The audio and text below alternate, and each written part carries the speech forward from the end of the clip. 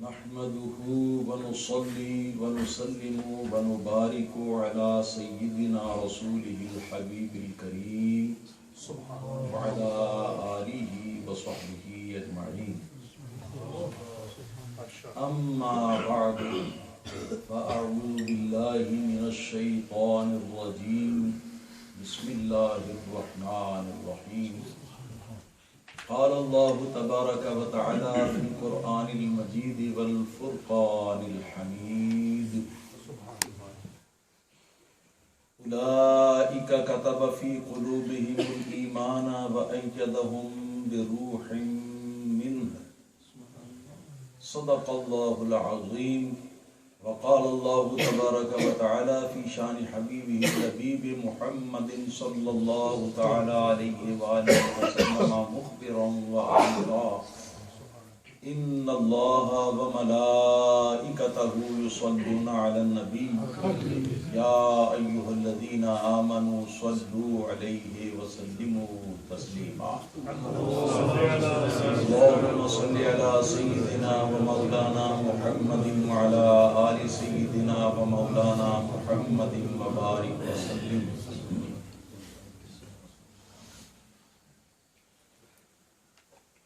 بہت ہی گرامی قدر حضرات،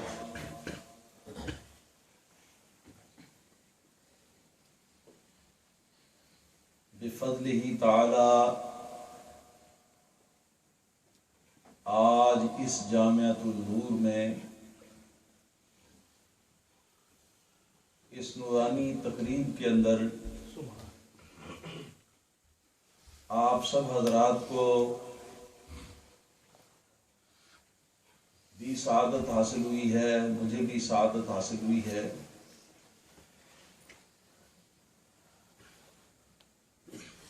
آج کا موضوع دو شخصیتیں تھیں جن میں سے اول و اکبر شخصیت یعنی حضرت مجدد الفسانی رضی اللہ تعالی عنہ کا تذکرہ مبارک مجھ سے پہلے بیان ہوا، اور اس کے بعد اب امام اہل سنت مجدد دین و ملت اعلی حضرت عظیم البرکت مولانا شاہ احمد رضا خان قادری بریلوی رحمۃ اللہ تعالی علیہ کا کچھ ذکر خیر کرنے کے لیے اس بندہ عاجز کو حکم دیا گیا ہے۔ اللہ تعالی اپنا خصوصی کرم فرمائے ہم سب پہ، اور اپنے ان پیاروں کی روحانی توجہات ہم گناہگاروں کی طرف منعطف فرمائے، جس کی برکت سے ہمارا ذوق و شوق اور ہماری اندرونی کیفیت جو ہے اس کے اندر تبدیلی، اچھی تبدیلی پیدا ہو۔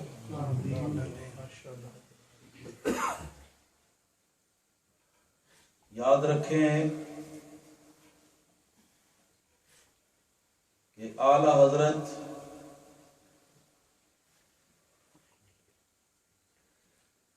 عظیم البرکت مجدد دین و ملت امام اہل سنت مولانا مفتی الشاہ احمد رضا خان بریلوی رضی اللہ تعالی عنہ آپ کی ذات کے بارے میں میں چند ایک سادہ سی باتیں آپ حضرات کی خدمت میں عرض کروں گا۔ میرا مقصد یہ ہوگا کہ اعلی حضرت فاضل بریلوی رحمۃ اللہ تعالی علیہ کے بارے میں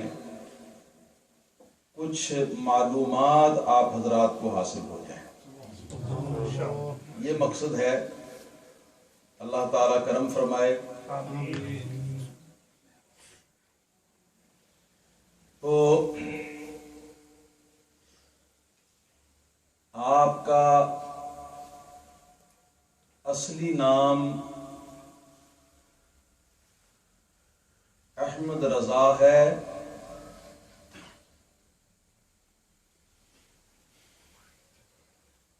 آپ کے والد گرامی کا نام مولانا مفتی نقی علی خان ہے، اور دادا کا نام مولانا رضا علی خان ہے، اور ان کے والد کا نام مولانا کاظم علی خان ہے، اور مولانا کاظم علی خان جو ہیں ان کے والد کا نام شہزادہ محمد اعظم خان ہے، اور شہزادہ محمد اعظم خان کے والد گرامی کا نام مولانا علامہ سعادت یار خان ہے، اور ان کے والد گرامی کا نام مجاہد اسلام محمد سعید اللہ خان قندھاری ہے۔ یہ اتنا نسب نامہ آپ کا تفصیل کے ساتھ کتابوں کے اندر ہمیں ملتا ہے، وہ میں نے عرض کر دیا۔ اعلیٰ حضرت فاضل بریلوی رحمۃ اللہ تعالی علیہ کے آباء و اجداد کا تعلق افغانستان کے ساتھ تھا، وہاں سے بعض شاہان اسلام کے ساتھ فوجی خدمات انجام دیتے ہوئے مجاہد اسلام محمد سعید اللہ خان قندھاری رحمۃ اللہ تعالی علیہ یہاں سرزمین ہند کے اندر وارد ہوئے، اور انہوں نے بہت ساری فوجی مہمات جو ہیں ان کو سر کرنے کی خدمات انجام دیں، جن کے نتیجے میں شاہان اسلام نے ان کو بڑی بڑی جاگیریں مختلف مقامات پر انڈیا کے اندر دے رکھی تھی۔ ان میں سے ایک جاگیر کا تذکرہ آتا ہے جس کا نام ہے شیش محل۔ یہ محل بنا ہوا تھا اور شیشے کا بنا ہوا تھا، بہت بڑی خوبصورت اور قیمتی بلڈنگ تھی۔ حضور داتا گنج بخش علی اجمیری رحمت اللہ تعالی علیہ کے سرانے کی طرف جو مین روڈ سے ایک سڑک مغرب کی طرف جاتی ہے، اس کا نام آج بھی شیش محل روڈ ہے، شیش محل روڈ۔ اسی روڈ کے اوپر یہ محل تھا۔ بعد میں پھر یہ محل جو ہے یہ حضرت امام احمد رضا خان فاضل بریلوی رحمت اللہ تعالی علیہ کے آباء و اجداد نے یہ کسی کو دے دیا تھا۔ اس کے علاوہ انڈیا کے مختلف مقامات پر جاگیریں تھیں۔ اعلیٰ حضرت فاضل بریلوی رحمت اللہ تعالی علیہ جب پیدا ہوئے سن 1272 ہجری آپ کا سن ولادت ہے، تو اس وقت تک آپ کے والد گرامی ایک بہت بڑے جاگیر کے مالک تھے اور امیر کبیر آدمی تھے۔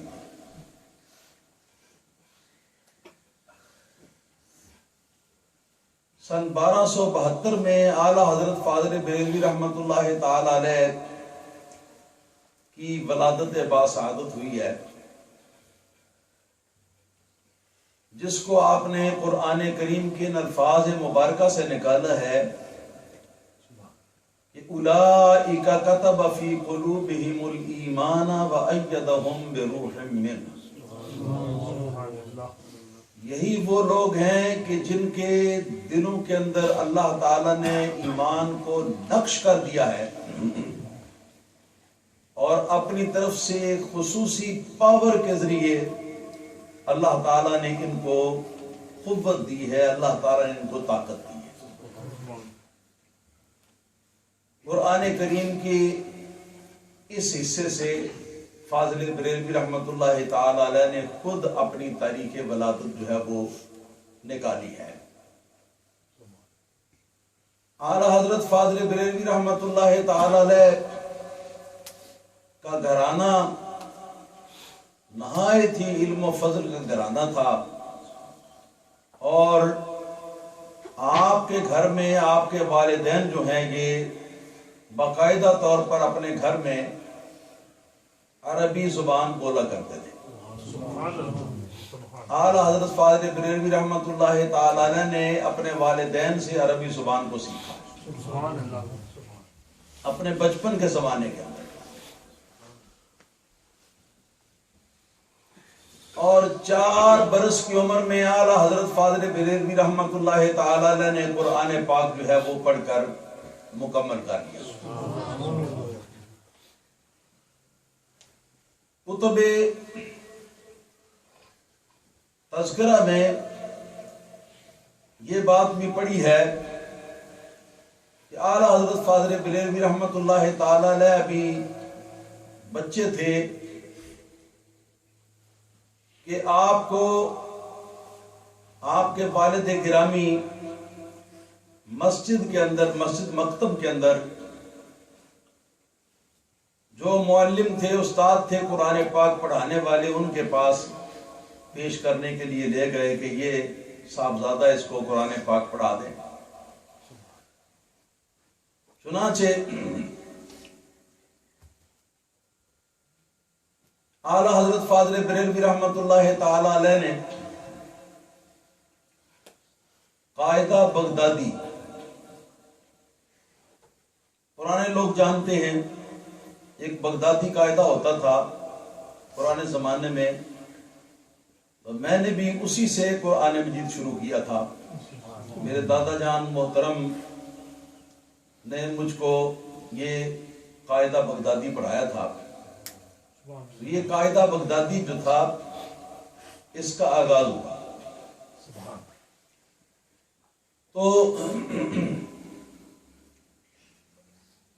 استاد صاحب نے کہا کہ میں آگے آگے پڑھتا ہوں اور آپ میرے پیچھے پیچھے بولتے جائیں۔ آپ استاد کی خدمت میں عرض کرنے لگے کہ حضور یہ مجھے اس کا کچھ حصہ آتا ہے،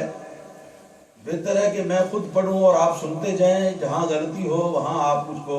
بتا دیں۔ تو آپ نے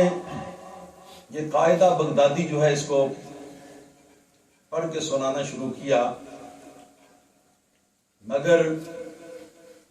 آپ کو پتہ ہے کہ حروف تہجی میں آخری لائنوں میں جا کے ایک لام الف لا پرانے زمانے کے قاعدوں میں آیا، ہم نئے قاعدوں کے اندر نہیں ہیں، لام الف لا۔ یہاں پر پہنچ کر اعلیٰ حضرت بریلوی رحمۃ اللہ تعالی علیہ رک گئے اور عرض کرنے لگے کہ استاد محترم یہ لام بھی ہم نے پہلے پڑھ لیا اور الف بھی ہم نے سب سے پہلے پڑھ لیا، تو اب یہ لام الف لا یہاں پر کس وجہ سے لایا گیا ہے؟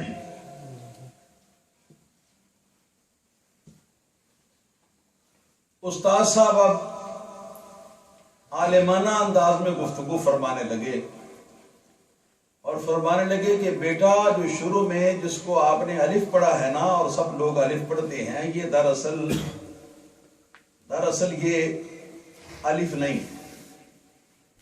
یہ حمزہ ہے۔ حمزے کو کبھی تو حمزے کی شکل میں لکھ دیتے ہیں اور کبھی الف کی شکل میں لکھ دیتے ہیں، تو الف آپ کا ابھی باقی تھا، لہذا یہاں پر الف جو ہے اس کو لے آئے، اور چونکہ الف خالی ہوتا ہے جب تک اس سے پہلے کوئی زبر والا حرف نہ پڑھا جائے اس وقت تک الف کو پڑھ نہیں سکتے، اس وجہ سے اس کے شروع میں لام لایا گیا ہے. تو جو پہلے آپ نے الف پڑھا وہ الف نہیں تھا، حمزہ تھا، اور اب جو یہاں الف پڑھا تو یہ حقیقی الف ہے. الف ساکن ہوتا ہے اور ما قبل اس کا مفتوح ہوتا ہے، تو یہ لام اس کے شروع میں جو پڑھا گیا ہے تو یہ پڑھا گیا ہے اس لیے کہ تاکہ الف کو پڑھ سکیں اس کے ذریعے، لام الف لا، ورنہ تو الف کو پڑھنا مشکل. تو اعلیٰ حضرت بریلوی رضی اللہ تعالیٰ عنہ نے یہ عرض کیا، استاد صاحب ایک بات مجھے ذرا سمجھائیں کہ الف سے لے کر اور یہاں تک بہت سارے حروف گزرے ہیں، تو یہاں یہ جو اصلی الف آپ بتا رہے ہیں، اصلی الف کو پڑھنے کے لیے لام کیوں خاص طور پر اس کے شروع میں لایا گیا؟ اس کے شروع میں با لا سکتے تھے، تا لا سکتے تھے، اس کے شروع میں جیم لا سکتے تھے، اس کے شروع میں دال لا سکتے تھے، لام ہی کیوں لگایا یہاں پر؟ تو استاد صاحب نے اٹھ کر آگے بڑھ کر آپ کا ماتھا چوم لیا اور فرمانے لگے کہ شہباز صاحبزادے، مجھ سے بھی کبھی کسی نے یہ مسئلہ آج تک نہیں پوچھا، تو میں اب آپ کو پورا مسئلہ بتائے دیتا ہوں. وہ یہ کہ لام الف لام اصل الف ہے، لام کو پڑھا گیا تاکہ لایا گیا تاکہ اس کی ذریعے سے الف کو پڑھا جا سکے. اب آپ کا سوال یہ ہے کہ با کیوں نہیں لایا گیا لام کی بجائے، تا کیوں نہیں لایا گیا، جیم کیوں نہیں لایا گیا، دال کیوں نہیں لایا گیا، سین کیوں نہیں لایا گیا؟ یہ سوال آپ کا، تو اس کا جواب یہ ہے کہ وجہ یہ ہے کہ الف اور لام کے درمیان وہ تعلق اور وہ مناسبت ہے کہ جو کسی اور حرف کا الف کے ساتھ نہیں. آپ نے پوچھا حضور وہ کیا ہے؟ تو استاد گرامی فرمانے لگے وہ یہ ہے کہ اگر کہو الف تو درمیان میں اس کے لام موجود ہے، یا اگر کہو الف الف تو درمیان والا حرف کون ہے؟ لام ہے. یعنی الف کے نام کے اندر درمیان والا حرف لام ہے، اور جب لام کا نام لو تو لام کے نام کے اندر درمیان والا حرف جو ہے وہ الف ہے. یہ مناسبت الف کو کسی اور حرف کے ساتھ نہیں ہے، اور نہ کسی اور حرف کو الف کے ساتھ. اس وجہ سے یہ یہاں پر لایا گیا. یہ پہلے دن کا یہ قصہ ہے جب آپ پڑھنے کے لیے اپنے استاد صاحب کی خدمت میں پہنچے. اس سے آپ اندازہ فرما سکتے ہیں کہ جو بچہ اپنے بچپن کے اندر اتنا ذہین ہے کہ پہلے دن استاد کے ساتھ یہ سوال جواب کرتا ہے، تو اس کی اٹھان پھر کیسی ہوگی، اور اس کی جوانی پھر کیسی ہوگی، اور پھر اس کے علوم ہائے بے کران جو ہے وہ کس انداز کے ہوں گے اور کس طریقے کے ہوں گے. 4 برس کی عمر میں اعلیٰ حضرت فاضل بریلوی رحمۃ اللہ تعالی علیہ نے قرآن مجید ناظرہ پڑھ کر ختم کر دیا. اس کے بعد درس نظامی شروع ہوا، تو اپنے والد گرامی سے زیادہ حصہ درس نظامی کا آپ نے پڑھا. بعض کتابیں کچھ اور اساتذہ سے بھی پڑھی جو کہ آپ کے والد گرامی کے مدرسے کے اندر درس نظامی کی تعلیم دینے پر مقرر تھے. سن 1286 کے اندر اعلیٰ حضرت فاضل بریلوی رحمۃ اللہ تعالی علیہ 13 برس 10 ماہ اور 5 روز کی عمر کے اندر فارغ التحصیل ہوئے، اور فارغ التحصیل ہونے کے فوراً بعد والد گرامی نے آپ کو ایک مسئلہ لکھنے کے لیے دیا، فتویٰ لکھنے کے لیے. تو آپ نے سب سے پہلا فتویٰ بھی اسی دن لکھا، اور یہ ذہن میں رہے کہ یہ فتویٰ جو تھا یہ اس سوال سے متعلق تھا کہ اگر کسی کے کان میں دودھ ڈال دیا جائے، کسی خاتون کا کان کے اندر دودھ ڈال دیا جائے، تو کیا اس سے وہ اس کی دودھ کی ماں بن جائے گی یا نہیں بنے گی؟ سوال یہ رضاعت کا مسئلہ جو ہے یہ اعلیٰ حضرت فاضل بریلوی رحمۃ اللہ تعالی علیہ نے 13 برس 10 ماہ اور 5 روز کی عمر کے اندر آپ نے یہ لکھا، اور جب اپنے والد گرامی کو دکھایا تو والد گرامی اتنے خوش ہوئے کہ فرمانے لگے کہ اب فتویٰ بیٹا تم ہی لکھا کرو، میں اور کام کروں گا۔ ہاں البتہ یہ ہے کہ کچھ دنوں تک یہ جو فتویٰ لکھو وہ مجھے دکھا لیا کرو، تاکہ اگر کہیں ضرورت ہو اصلاح کرنے کی تو میں اس کی اصلاح کرا دیا کروں۔ اس طرح اعلیٰ حضرت فاضل بریلوی رحمۃ اللہ تعالی علیہ کی عمر شریف 13 برس 10 ماہ اور 5 روز کی تھی جبکہ فتوے کا قلم دان آپ کے سپرد کیا گیا۔ آپ کی قوت حافظہ اور قرآن کریم کے حفظ کرنے کا بڑا عجیب واقعہ ہے کہ جس وقت سوالات ڈاک میں آیا کرتے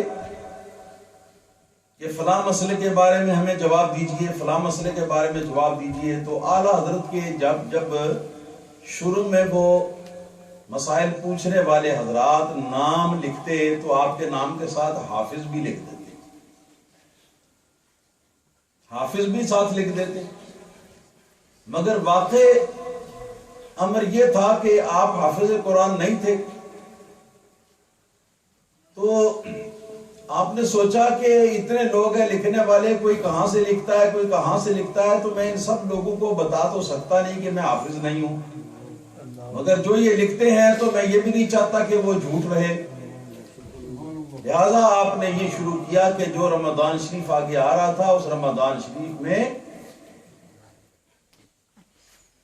افطار کے بعد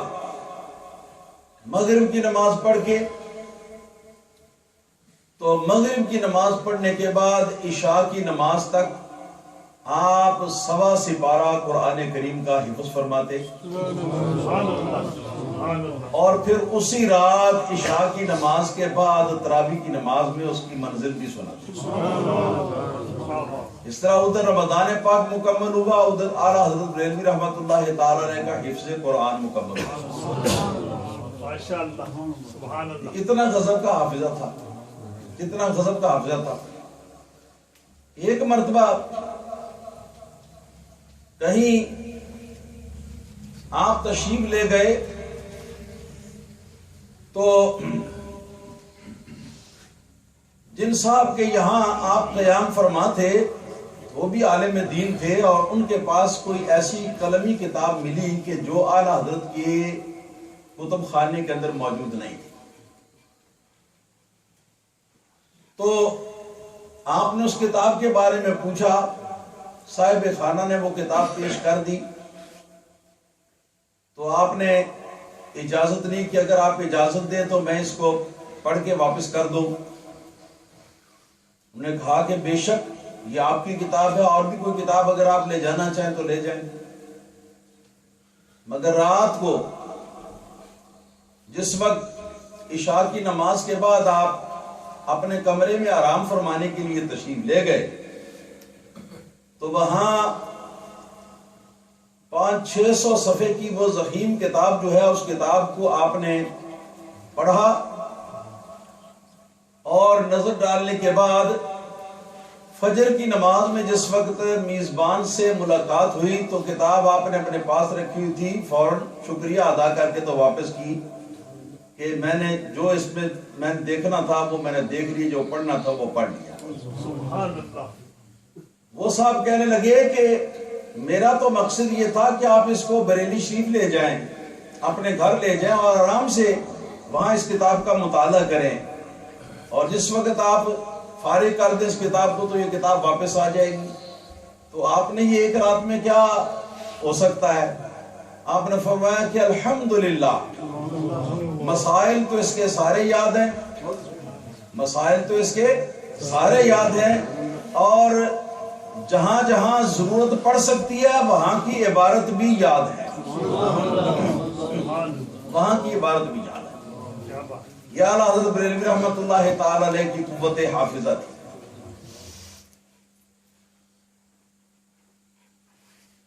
اس کے بعد سن 1294 ہجری میں اعلیٰ حضرت بریلوی رحمۃ اللہ تعالی علیہ اپنے والد حضرت مولانا علامہ مفتی نقی علی خان بریلوی رحمۃ اللہ تعالی علیہ کے ہمراہ ان کے پیر خانے میں حاضر ہوئے، جو کہ مارہرہ مطہرہ میں تھا۔ مارہرہ شریف مشہور گدی ہے انڈیا کے اندر، اعلیٰ حضرت کے والد گرامی کا وہ پیر خانہ تھا۔ تو وہاں اعلیٰ حضرت رضی اللہ تعالیٰ عنہ کو ساتھ، اعلیٰ حضرت رضی اللہ تعالیٰ عنہ کو والد گرامی ساتھ لے گئے، اور جس وقت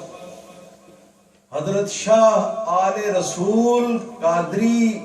رضی اللہ تعالی عنہ سے ملاقات ہوئی، تو ملاقات ہوتے ہی سب سے پہلے انہوں نے یہ کام کیا کہ اعلیٰ حضرت فاضل بریلوی رحمۃ اللہ تعالی علیہ کو تصوف کے 12 طریقوں میں خلافت دی، اور کہا کہ آپ کو مشقت یا ریاضت کرنے کی ضرورت نہیں ہے، آپ کا سارا مسئلہ پہلے ہی ٹھیک ہے، آپ صرف یہ برکت کے لیے لے جائیں۔ تو ان 12 طریقوں میں، جو کہ 12 سلسلے تھے روحانی، ان کے اندر سند عالی جو ہے یہ طریقہ اویسیہ کی تھی، کہ طریقہ اویسیہ میں نبی کریم صلی اللہ تعالی علیہ وسلم سے لے کر اعلیٰ حضرت بریلوی رحمۃ اللہ تعالی علیہ تک درمیان میں کل 3 واسطے آتے تھے، سلسلہ اویسی۔ اس کے بعد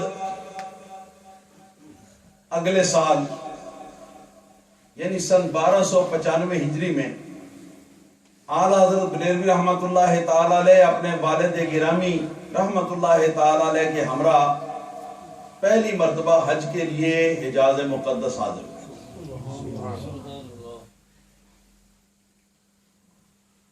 اعلیٰ حضرت کا بیان ہے،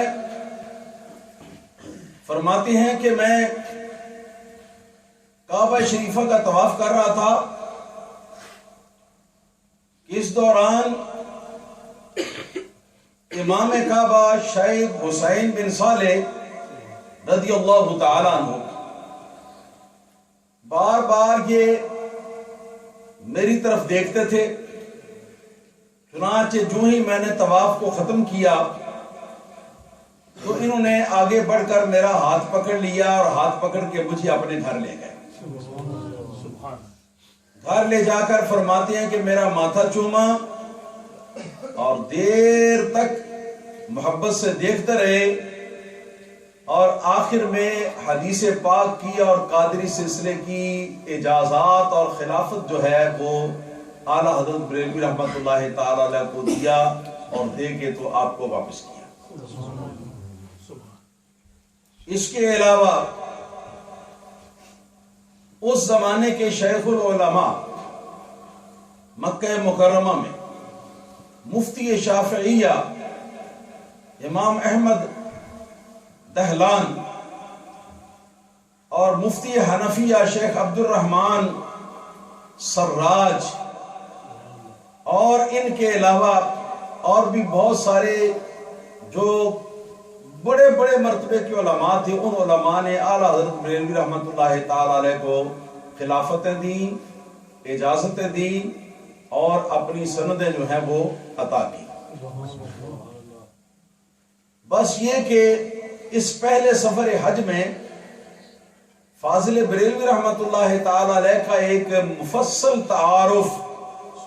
علماء حرمین طیبین کے ساتھ ہو چکا تھا۔ اسی موقع پر جب مکہ مکرمہ سے مدینہ منورہ کی طرف آپ روانہ ہونے لگے تو اس وقت آپ نے اپنی شورا آفاق وہ نظم آپ نے کہی کہ جس کا آغاز جہاں سے ہوتا ہے، حاجیو آؤ شہنشاہ کا روضہ دیکھو، کعبہ تو دیکھ چکے اب کعبے کا کعبہ دیکھو۔ پوری نظم ہے، یہ پوری ایک نظم ہے، اور اس نظم کا ایک ایک شعر ہی نہیں بلکہ ایک ایک کلمہ، بلکہ ایک ایک حرف جو ہے نبی کریم صلی اللہ علیہ وسلم کے عشق میں ڈوبا ہوا، کعبہ شریف اور گنبد خضرا کے احترام کے اندر غرق۔ اس کے بعد سن 1317 ہجری میں ندوۃ العلماء انڈیا کے اندر ایک مدرسہ، مگر یاد رکھنا یہاں پر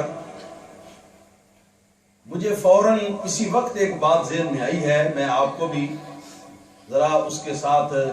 شامل کرنا چاہتا ہوں، وہ یہ کہ مکہ مکرمہ کے اندر وہ بیٹھک یا وہ مکان کہ جس مکان کے اندر بیٹھ کر اکابر قریش نے حضور نبی کریم صلی اللہ تعالی علیہ وآلہ وسلم کو شہید کر دینے کا مشورہ کیا تھا، اس جگہ کا نام بھی دار الندوہ ہے۔ کیا نام ہے اس کا؟ دار الندوہ۔ اور یہی دار الندوہ یہاں انڈیا کے اندر بعض بدعقیدہ لوگوں نے ایک ادارے کے طور پر قائم کیا جس کا نام دار الندوہ رکھا، اور اس کے اندر یہ کیا کہ جس طرح مفتی صاحب بتا رہے تھے نا کہ اکبر کے دور میں وہ اس نے ایک ملحوبہ دین الہی جو ہے وہ تیار کیا تھا، کچھ حصہ مسلمانوں کا قانون، کچھ حصہ ہندوؤں کا، کچھ حصہ انگریزوں کا، کچھ سکھوں کا وغیرہ وغیرہ ملا کے سارا تو ایک ملحوبہ اس نے تیار کیا تھا۔ تو اسی طرح ندوہ والوں نے، دار الندوہ والوں نے شیعہ کو لیا، وہابیوں کے تمام گروہوں کو لیا اور سنیوں کو بھی لیا، اور جتنے فرقے اس وقت موجود تھے ان سب فرقوں کو اپنے اندر ملا کے تو اس کے اوپر قانون اسلام کی روشنی میں اعلیٰ حضرت فاضل بریلوی رحمۃ اللہ تعالی علیہ نے سن 1317 ہجری میں فتوی کفر دیا تھا، فتوی کفر دیا تھا۔ جو شخص راہ راست پر چلنے والے گروہ کو اور گمراہ فرقے کو دونوں کو ایک جیسا قرار دیتا ہے وہ مسلمان نہیں ہے، نہ ہی یہ مسلمان کا کام ہو سکتا ہے۔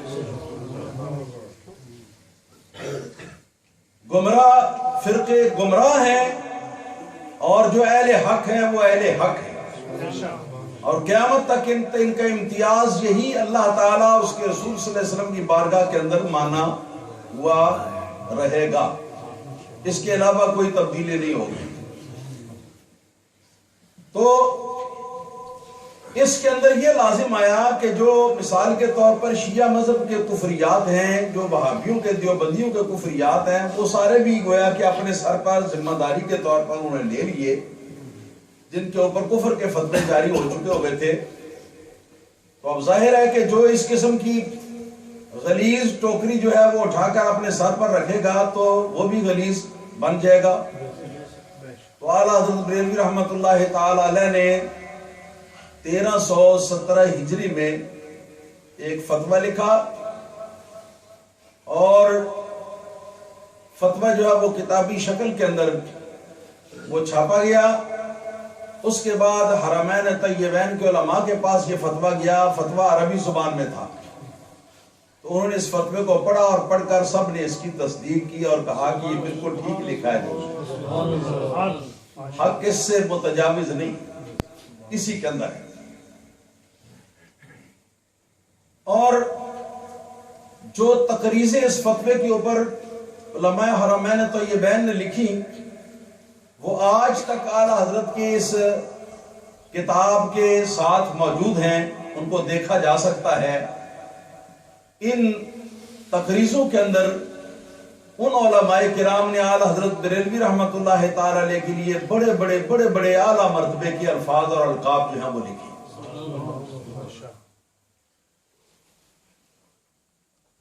اور اب انڈین نیشنل کانگریس یہ سن 1885 میں یہ کانگریس بنی ہے، اور ہجری سال تھا اس کا قریباً سن 1303 ہجری۔ اس زمانے میں انگریز تیاری کر چکا تھا انڈیا کو چھوڑ کر واپس جانے کی،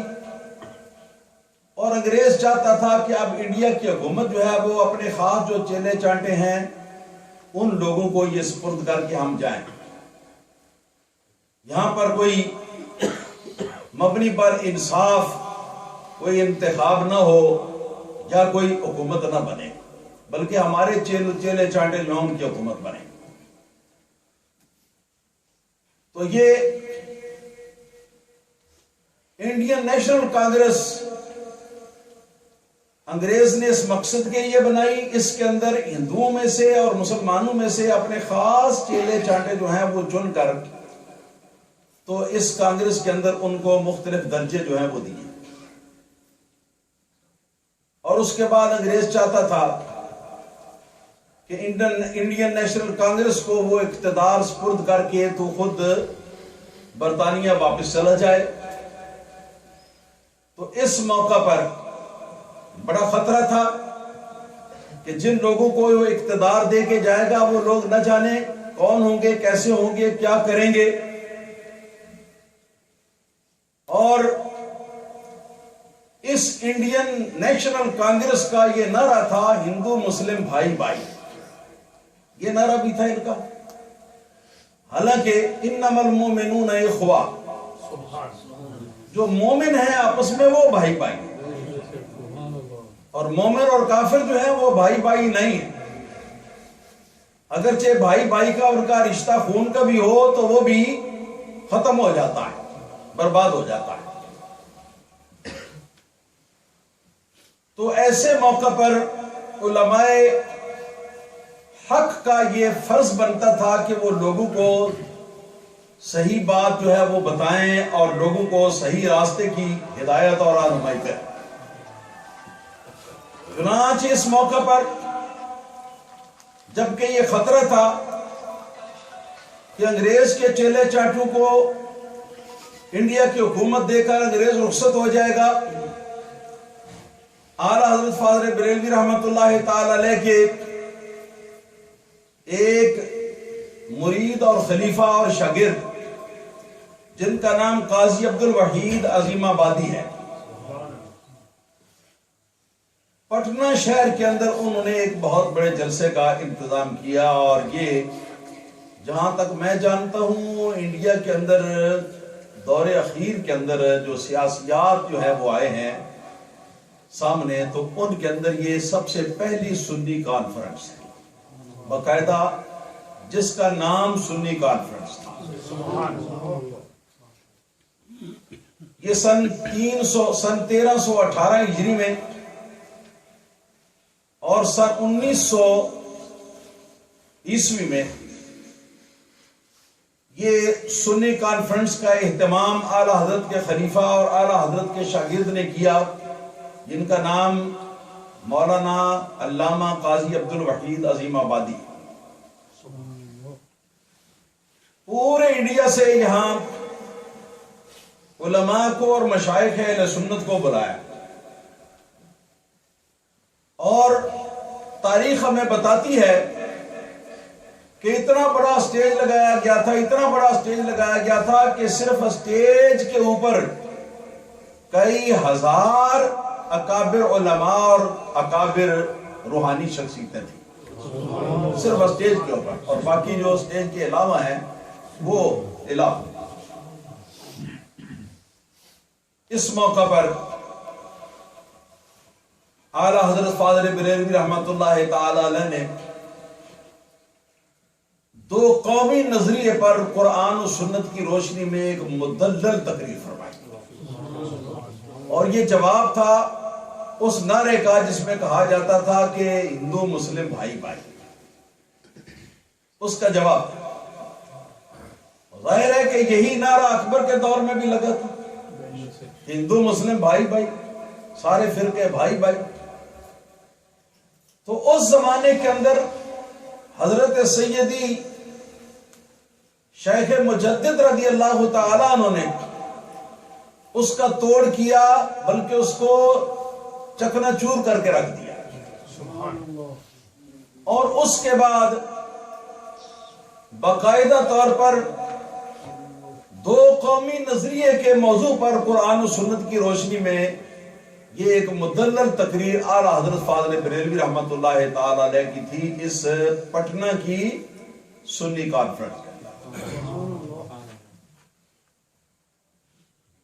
اور اس کے بعد آپ کو پتہ ہے کہ بدایوں انڈیا کے اندر ایک بہت بڑا ایک علمی مرکز رہا، آج بھی، اس زمانے میں بھی تھا۔ تو وہاں کے بڑے علماء میں سے حضرت مولانا عبد المقتدر بدایونی رحمت اللہ تعالی علیہ نے کھڑے ہو کر اعلان کیا کہ اعلیٰ حضرت مولانا احمد رضا خان فاضل بریلوی اس صدی کے مجدد ہیں۔ آپ نے وہ کام کیا جو کام مجدد کرتا ہے، آپ مجدد ہیں۔ پھر قاضی عبد الوحید بہاری صاحب نے ایک عربی زبان کے اندر قصیدہ اعلیٰ حضرت فاضل بریلوی رحمت اللہ تعالی علیہ کی شان کے اندر پڑھا، اور اس کے اندر بھی انہوں نے اعلیٰ حضرت بریلوی رحمت اللہ تعالی علیہ کو اس صدی کا مجدد قرار دیا۔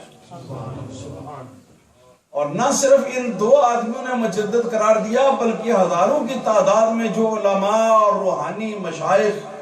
جو موجود تھے اسٹیج کے اوپر، ان سب نے اس کی تائید کی، سر ہلا کر اس کی تائید کی، اور سبحان اللہ مرحبا مرحبا کہہ کر اس کی تائید کی۔ پھر اس کے بعد تو اعلیٰ حضرت فاضل بریلوی رحمت اللہ تعالی علیہ کے لیے 4 القاب ایسے بن گئے جیسے کہ کوئی چیز کسی چیز کا لازمہ یا لازمی حصہ ہوتی ہے آپ کے نام کے ساتھ۔ نمبر 1 اعلیٰ حضرت، نمبر 2 عظیم البرکت، نمبر 3 امام اہل سنت، اور نمبر 4 مجدد دین و ملت۔ یہ 4 القاب تھے کہ جو ہر شخص آپ کو خط لکھنے والا یا آپ کو مخاطب کرنے والا شخص جو ہے یہ آپ کے لیے استعمال کرتا۔ اس سے آگے معاملہ بڑھا تو نتائج اس کے پوری انڈیا کے اندر پھیل چکے تھے۔ انڈیا کی غالب اکثریت انڈیا کے مسلمانوں کی جو اہل سنت و جماعت کہلاتے ہیں، وہ اس ہندو مسلم بھائی بھائی والے نظریے اور انڈین نیشنل کانگریس کا جو نظریہ تھا اس نظریے کو یہ مسترد کر چکے تھے اعلیٰ حضرت فاضل بریلوی رحمت اللہ تعالی علیہ کی مساعی جمیلہ اور آپ کی کوششوں کے نتیجے۔ اس کے بعد سن 1323 ہجری کے اندر فاضل بریلوی رضی اللہ تعالیٰ عنہ اپنے والد گرامی کی وفات کے بعد، وفات پہلے ہو چکی تھی والد گرامی کی، دوسری مرتبہ حج بیت اللہ کے لیے آپ تشریف لے گئے حجاز مقدس، اور آپ کے اس سفر کی بہت ساری خصوصیات ہیں۔ ان میں سے پہلی خصوصیت تو یہ ہے کہ مولانا شیخ کریم اللہ مدنی رحمت اللہ تعالی علیہ جو اعلیٰ حضرت کے خلفاء میں سے تھے اور مدینہ منورہ رہتے تھے، تو وہ فرماتے تھے کہ علماء یہاں حجاز مقدس میں آتے ہیں اور کوئی شخص دھیان ہی نہیں دیتا ان کی طرف کہ یہ علماء ہیں یا کون ہیں، مگر فاضل بریلوی کی عجیب شان ہے کہ ان کے پاس حرمین طیبین کے اعلیٰ درجے کے علماء جو ہیں وہ دوڑ دوڑ کر آتے ہیں اور اس میں اپنے لیے شرف سمجھتے ہیں، اپنے لیے اس کے اندر اپنے لیے فضیلت سمجھتے ہیں۔ تو ایک تو یہ کہ علماء حرمین طیبین کا اعلیٰ حضرت فاضل بریلوی رضی اللہ تعالیٰ عنہ کی ذات اقدس جو ہے اس کے اوپر اپنی نگاہیں جو ان کو مرکوز کرنا اور آپ کو اپنا بزرگ جو ہے وہ تسلیم کرنا۔ دوسرے نمبر پہ علماء اکابر مکہ مکرمہ جو ہیں ان کی یہاں اکثر و بیشتر مجالس سے مذاکرہ ہوتی تھی، جن کے اندر مختلف پیش آمدہ مسائل جو ان کے اوپر جو بڑے بڑے اکابر علماء ہیں وہ عام علماء نہیں، وہ اپنی رائے دیتے، ہر ایک اپنی رائے دیتا اور بعد میں پھر وہ سب رائے جو ہیں ان سب رائے کو سننے سنانے کے بعد پھر اس کا ایک نتیجہ نکالتے اور اس کو فتوے کی شکل میں لکھتے۔ یہاں اس زمانے میں جب اعلیٰ حضرت بریلوی رحمت اللہ تعالی علیہ نے دوسری مرتبہ حج کیا ہے، یہاں نوٹ کے شرعی احکام کا مسئلہ جو ہے وہ جاری تھا۔ یہ جو روپے کا نوٹ ہوتا ہے نا، اور سعودی عرب میں ریال کہتے ہیں، یہ جو کاغذ کے نوٹ ہوتے ہیں، یہ کاغذ کے نوٹ جو ہیں ان کے شرعی احکام جو ہے وہ کیا ہے؟ مگر حیرت کی بات ہے کہ تمام اکابر علماء مکہ مکرمہ بیٹھے ہوئے ہیں اور غور و فکر کر رہے ہیں، مگر ان کو سمجھ میں نہیں آتا، اور کسی نے آواز دی کہ اس کے بارے میں اگر کوئی قدیم علماء جو ہیں، پرانے علماء یا کسی پرانے کسی معتبر ذخیرہ سے اگر کوئی رہنمائی مل جائے تو بڑی اچھی بات ہے۔ چنانچہ ان کو وہ رہنمائی نہیں ملی۔ اتفاق سے اتنے میں اعلیٰ حضرت بریلوی رحمت اللہ تعالی علیہ کو مدعو کیا گیا اسی مجلس کے اندر، اور یہ مسئلہ جب آپ کے سامنے پیش کیا گیا تو آپ نے اپنے علم کی تجوری کھول دی۔ یہ وہابیوں کے مولوی عبدالحی حسنی نے یہ جو ہے یہ اپنی کتابوں کے اندر یہ بات جو ہے یہ لکھی ہے کہ اپنے علم کی تجوری جو ہے وہ کھول دی، اور جن جن مسائل کی اور بھی علماء حرمین کو ضرورت تھی اور ان کا حوالہ تلاش کرنے کے باوجود ان کو نہیں ملتا تھا، فاضل بریلوی رحمت اللہ تعالی علیہ نے اپنی یادداشت سے کتب فتاوی کی عبارتیں پڑھ کر سنائی، اور خاص طور پر نوٹ کے مسئلے پر آپ نے فتح القدیر شرح ہدایہ کی عبارتیں جو ہے جس وقت پڑھ کے سنائی تو وہ علماء حیران ہوئے، آشش کر اٹھے اور کہنے لگے کہ ایسے لگتا ہے کہ جیسے آج پہلی بار اس کتاب کے اندر یہ مسئلہ لکھا گیا ہے۔ کیا سینکڑوں بار اس کتاب کو ہم دیکھ چکے ہیں لیکن اس کے اندر ہمیں دکھائی نہیں دیا، مگر آج دیکھیے فاضل بریلوی نے اس کو واضح کر دیا ہے۔ تو یہ اعلیٰ حضرت بریلوی رحمت اللہ تعالی علیہ کے حوالے سے یہ ایک دوسری خصوصیت تھی۔ چنانچہ فاضل بریلوی رحمت اللہ تعالی علیہ نے وہیں پر مکہ مکرمہ میں بیٹھ کر کہ آپ نے ایک کتاب لکھی تھی کفل الفقیہ الفاہم فی احکام قرطاس الدراہم، یہ اس کا نام تھا، اور یہ کتاب آج بھی مارکیٹ کے اندر موجود ہے بفضل ہی تعالی۔ اس کتاب نے ان کے مشکلات کو حل کیا تھا۔ اور اس کے علاوہ ایک خاص خصوصی بات اس سفر کے دوران کی یہ تھی کہ جس وقت وہابی مزاج کے مولویوں نے مکہ مکرمہ میں یہ دیکھا کہ اعلیٰ حضرت فاضل بریلوی رحمت اللہ تعالی علیہ کی طرف علماء حرمین طیبین لپکتے ہیں اور آپ کا وہ ادب کرتے ہیں اور آپ کی باتوں کا احترام کرتے ہیں، تو ان کو یہ بات برداشت نہ ہو سکی، لہذا انہوں نے شریف مکہ کے کانوں تک یہ بات پہنچائی کہ ہندوستان سے ایک عالم آیا ہے جو بد عقیدہ ہے، گمراہ ہے، اور اس کا عقیدہ ہے کہ نبی پاک صلی اللہ علیہ وسلم کو بھی اتنا ہی علم غیب حاصل ہے جتنا علم غیب اللہ کو حاصل ہے۔ ظاہر ہے یہ ایسی بات تھی کہ اس کو سن کر تو سر کھولنے لگا شریف مکہ کا کہ جیسا اللہ تعالیٰ کا علم غیب ہے، جتنا اللہ تعالیٰ کا علم غیب ہے اتنا ہی نبی صلی اللہ علیہ وسلم کا بھی علم غیب ہے۔ یہ احمد رضا ہندی یہ کہتا ہے۔ چنانچہ اس نے کبار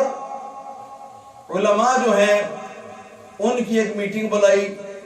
اور ان کی میٹنگ کے اندر اعلیٰ حضرت بریلوی رحمت اللہ تعالی علیہ کو بھی بلوایا اور حکم دیا کہ اے ہندی عالم، رسول اللہ صلی اللہ علیہ وسلم کے علم غیب کے بارے میں آپ اپنا موقف ان تمام علماء کے سامنے بیان کریں تاکہ یہ اس کی تصدیق کریں یا تکذیب کریں۔ تو اعلیٰ حضرت فاضل بریلوی رحمت اللہ تعالی علیہ نے اس وقت محض اپنے حافظے سے کئی گھنٹوں پر مشتمل نبی کریم صلی اللہ علیہ وسلم کے علوم غیبیہ پر تقریر فرمائی، اور یہ بھی بتایا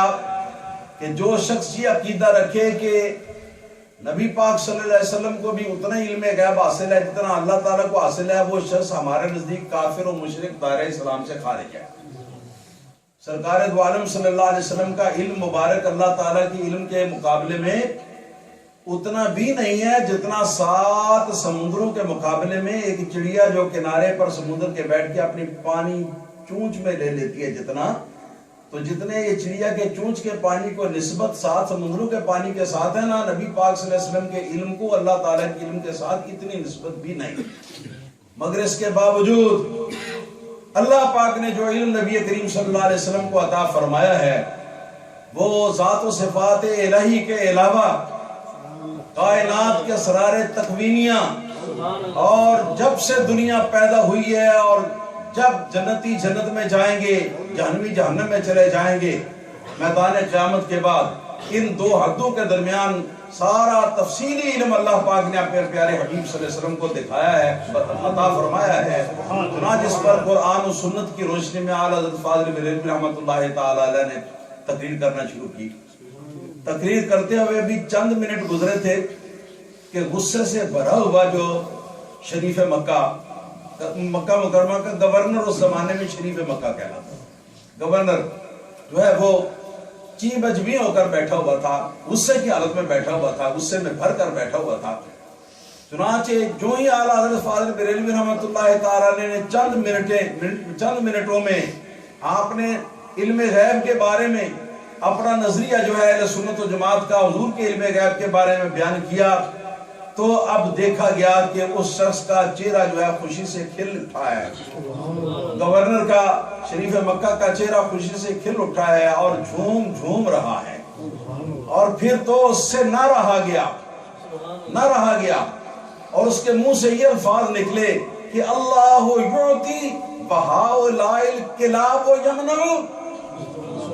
کہا کہ اللہ تعالیٰ تو غیب کا علم اپنے حبیب کو دیتا ہے اور یہ کتے روکنا چاہتے ہیں۔ یہ ان کے بارے میں کہا جنہوں نے شکایت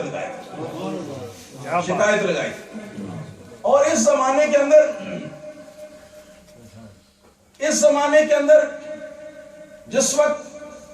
تقریر مکمل ہو چکی، مجلس مذاکرہ مکمل ہو گئی، کہ کبار علماء کرام جو ہیں ان میں سے کسی شخص کو اعلیٰ حضرت بریلوی رحمت اللہ تعالی علیہ کی کئی گھنٹوں پر مشتمل تقریر کے کسی لفظ پر، کسی حرف پر کوئی اعتراض نہ تھا، تو مجلس برخاست ہونے لگی۔ تو شریف مکہ نے یہ عرض کیا اعلیٰ حضرت کی خدمت میں کہ حضور یہ تو جتنا آپ نے بیان فرمایا بڑا اچھا بیان فرمایا، مگر بیان جو ہوتا ہے وہ کچھ یاد رہتا ہے، کچھ یاد نہیں رہتا۔ تو اگر آپ کرم فرمائیں تو اس مسئلے کے اوپر ہمیں آپ ایک جامع سی کتاب لکھ کر دیں، اور کتاب بھی عربی زبان۔ اعلیٰ حضرت فاضل بریلوی رحمۃ اللہ تعالی علیہ نے فرمایا کہ اس وقت بھی مجھے بخار تھا اور مجلس کی اہمیت کے پیش نظر میں آ گیا تھا، ورنہ میں کبھی بھی نہ آتا، لیکن اگر آپ کا یہ اصرار ہے اس بات پر اور ضرور اس کا فائدہ ہوگا تو میں یہ کام بخار کی حالت میں بھی جا کے کروں گا اپنے ٹھکانے۔ تو اعلیٰ حضرت بریلوی رحمۃ اللہ تعالی علیہ جہاں ٹھہرے ہوئے تھے وہاں آپ واپس تشریف لائے، اور آپ نے بغیر کسی کتاب کے، بغیر کسی تفسیر کے، بغیر کسی حدیث کی کتاب کے، بغیر اکابر علماء دین جو ہیں ان کی کتابوں کے، آپ نے جو کچھ بھی تھا زبانی طور پر آپ نے اپنے قلم کے ساتھ عربی زبان کے اندر 8 گھنٹے کی مدت میں بخار کی حالت کے اندر آپ نے ایک ضخیم کتاب لکھ دی۔ سبحان اللہ، ماشاءاللہ، نعرہ تکبیر، نعرہ رسالت، نعرہ رسالت، نعرہ تحقیق، علماء سنت، ماشاءاللہ۔ اس کتاب کا نام بھی یاد رکھنے والا ہے، اس کا نام اعلیٰ حضرت نے بھی بڑا عجیب رکھا ہے۔ اعلیٰ حضرت نے اس کا نام رکھا ہے الدولۃ المکیہ بالمادۃ الغیبیہ۔ مطلب ہے کہ یہ کتاب کے اندر جو دولت اکٹھی کی ہے مکہ مکرمہ میں رہ کے میں نے یہ دولت کتاب کے اندر اکٹھی کی ہے، اور بالمادۃ الغیبیہ مٹیریل اس میں ایسا ہے جو سارا کا سارا جو ہے وہ بائی ہارڈ زبانی اپنے ذہن سے جو ہے وہ لیا ہے، کسی کتاب کو نہیں دیکھا، کسی کتاب کو نہیں دیکھا۔ تو یہ کتاب جو ہے یہ اردو ترجمے کے ساتھ پاکستان میں اب پھر کافی عرصے کے بعد چھپ چکی۔ اس کتاب کو آپ پڑھیں آنکھیں کھل جائیں نبی پاک صلی اللہ علیہ وسلم کے علوم کے بارے میں، کہ اللہ پاک نے کس قدر علوم نبی کریم صلی اللہ علیہ وسلم کو عطا فرمائے۔ اسی سفر کے دوران ایک تو یہ نمبر 1 مرزا غلام احمد قادیانی تھا، نمبر 2 مولوی رشید احمد گنگوئی تھا، نمبر 3 مولوی اشرف علی تھانوی تھا، نمبر 4 مولوی خلیل احمد نبیٹھی تھا۔ یہ 4 حضرات جو ہیں، اور 5واں مولوی محمد قاسم نانوتوی، ان 5 حضرات کے بارے میں اعلیٰ حضرت بریلوی رحمۃ اللہ تعالی علیہ نے پہلی مرتبہ اپنی اس کتاب کے اندر آپ نے باقاعدہ کفر کا فتویٰ لکھا تھا اور کہا تھا کہ یہ کافر ہو چکی۔ تو یہ کتاب اعلیٰ حضرت فاضل بریلوی رحمۃ اللہ تعالی علیہ کے پاس تھی سفر حج کے اندر۔ تو مکہ مکرمہ اور مدینہ منورہ کے اکابر علماء سے اس کتاب کے اوپر آپ نے تصدیقیں لکھوائیں، اور انہوں نے بڑے اچھے الفاظ کے ساتھ اس کی تصدیقیں لکھی اور کہا کہ یہ 5 جو ہیں یہ کافر ہیں، دائرہ اسلام سے خارج ہیں، اور اس طرح خارج ہیں کہ من شک فی کفرہم و عذابہم فقد کفر، جو شخص ان کے کافر ہونے کے بارے میں اور ان کے مبتلا عذاب ہونے کے بارے میں شک بھی کرے وہ بھی کافر ہو جاتا ہے، دائرہ اسلام میں باقی نہیں رہتا۔ تو یہ بھی ایک خصوصیت تھی اس سبق۔ فاضل بریلوی رضی اللہ تعالیٰ عنہ نے جو اس مسئلے کے اوپر وہاں سے تقریریں لکھوائیں، تو ان سب کو کتاب کے اندر جو تکفیر سے متعلقہ مضمون ہے وہ مضمون بھی، اور ساتھ جو علماء حرمین طیبین نے اس کے اوپر تصدیقیں اور تقریریں لکھی تھی وہ ایک کتاب کی شکل میں چھپ گئے ہوئے ہیں۔ اس کا نام ہے حسام الحرمین، حسام الحرمین اس کا نام ہے۔ تو وہ بھی مارکیٹ کے اندر دستیاب ہے، اللہ کے فضل و کرم سے ملتی ہے۔ اس کو پڑھیں، پڑھ کر حقائق کو سمجھیں تاکہ آپ ایک بصیرت کے اوپر آپ قائم ہو سکیں۔ اعلیٰ حضرت فاضل بریلوی رحمۃ اللہ تعالی علیہ کی وفات सन 1345 हिजरी में हुई। और अब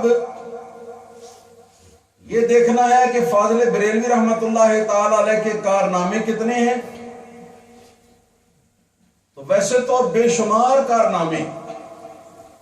मगर उन सबको अगर इख्तिसार के साथ अगर उनको इकट्ठा किया जाए तो हम कह सकते हैं कि ये 3 कारनामे हैं बहुत बड़े, जो कि ग्रुप और कमेटियां मिलकर भी अंजाम नहीं दे सकते, और फाजिल बरेलवी रहमतुल्लाह ताला अलैह ने तन्हा अंजाम दिए। इनमें से पहला दीनी कारनामा है कि जहां आपने मजहब हक अहले सुन्नत व जमात और दीन इस्लाम की तजदीद का कारनामा अंजाम दिया और बद मज़ाहिब का रद्द बलीग फरमाया, यहां तक कि उनका नातिका बंद कर दिया। दूसरे नंबर पे आपका सियासी कारनामा है, और सियासी कारनामा यह है कि दौरे अखीर के अंदर 2 कौमी नजरिया जो है ये आला हजरत फाजिल बरेलवी रहमतुल्लाह ताला अलैह का दिया हुआ है। उस जमाने में कायद आजम मोहम्मद अली जिन्ना शायद पैदा भी ना हुआ हो, और अगर पैदा हुआ हो तो बचपन में होगा। और कायद आजम मोहम्मद अली जिन्ना भी तो पहले जब सियासत में आए थे तो इंडियन नेशनल कांग्रेस के अंदर बाकायदा तौर पर मेंबरशिप उन्होंने ली थी। फिर कुछ अर्सा हिंदू जो पंडित थे उनके साथ आपने जब गुजारे तो आपको पता चला कि ये लोग अंदर से मुखलिस नहीं है, मुसलमानों के दुश्मन है और मुसलमानों के साथ दुश्मनी करना चाहते। तो ये फिर आंखों देखे हुए हाल के मुताबिक उन्होंने फिर उनसे अलग इख्तियार किया और मुस्लिम लीग जो है उसकी बुनियाद रखी, जिसके नतीजे में पाकिस्तान बना। तो जो पाकिस्तान बना है ये आला हज़रत फाजिल बरेलवी रहमतुल्लाह ताला अलैह के बयान करदा 2 कौमी नजरिए की जरिए से बना है और इसके सबब से बना। और तीसरे नंबर पर इल्मी कारनामा है आपका, और वो ये कि 50 से ज्यादा उलूम और फनून और सब्जेक्ट्स में आपने 1000 से ज्यादा किताबें जो हैं तसनीफ के तौर पर यादगार छोड़ी हैं, और सैकड़ों जय्यद उलमा शागिर्द और खलीफे छोड़े। ये फाजिल बरेलवी रहमतुल्लाह ताला अलैह के कारनामे। अब एक बात अर्ज करके मैं अपनी गुफ्तगू को खत्म करना चाहता हूं, वो ये कि खास तौर पर जिस बात पर फाजिल बरेलवी रहमतुल्लाह ताला अलैह ने भी जोर दिया वो ये है कि जो लोग फाजिल बरेलवी का अदब करते हैं या फाजिल बरेलवी का नाम लेते हैं और नाम लेके खुश होते हैं, उनके लिए लम्हा फिक्रिया जो है वो ये है कि आला हज़रत फाजिल बरेलवी रहमतुल्लाह ताला अलैह के मसलक के अंदर और आपके मजहब के अंदर, आपके मसलक और मजहब के अंदर मुनाफिकत और मुदाहनत हरगिज नहीं,